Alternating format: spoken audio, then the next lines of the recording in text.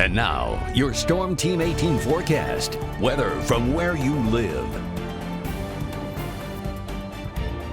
Well, the air is really dry outside, but we still have a few of these little cumulus clouds bubbling up right here.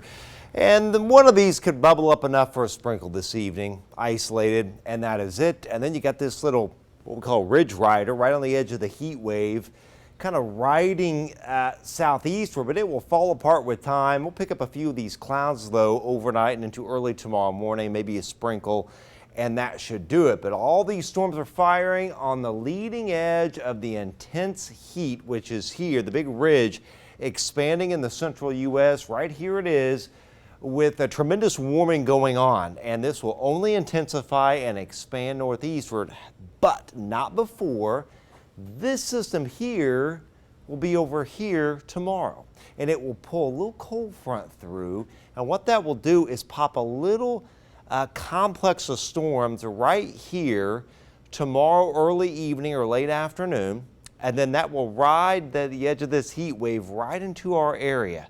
Now, the good thing about that is, one, we get a little rain out of it that'll kind of sustain us for this intense heat that's ahead and dry weather, because we're going to get into flash drought conditions. But also, with the front coming through, the ridge will contract just a hair, and it'll be just enough to cool it down a little bit for Friday and Saturday.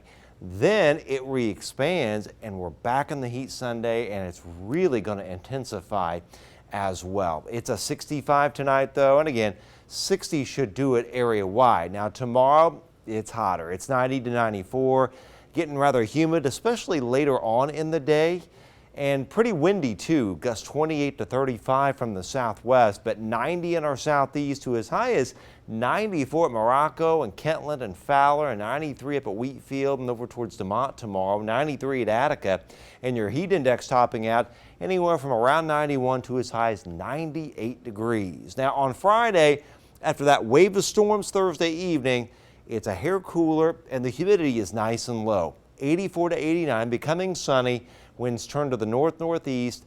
Still warm, though. 87's warm enough after 66 in the morning, and there you see those highs in the 80s to pushing 90 area-wide, but it's a dry heat. 8 to 11 p.m.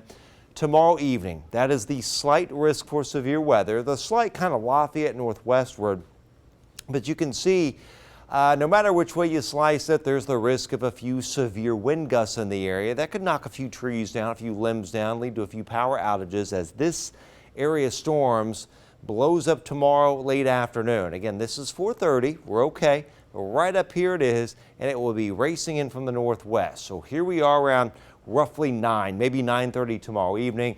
There's your complex of storms coming in from the northwest, with the risk of a few severe gusts. This is around 10, and then finally by 11, it's starting to weaken a little bit and get out of our area, and then it's dry behind it with the dry Friday. Now, if you're looking for a 1 to 2 inch rain, not going to happen. This thing is moving very quickly. If we're going to get 8/10 of an inch of rain or 9/10 or an inch, it's likely going to be up here in Newton or Jasper County.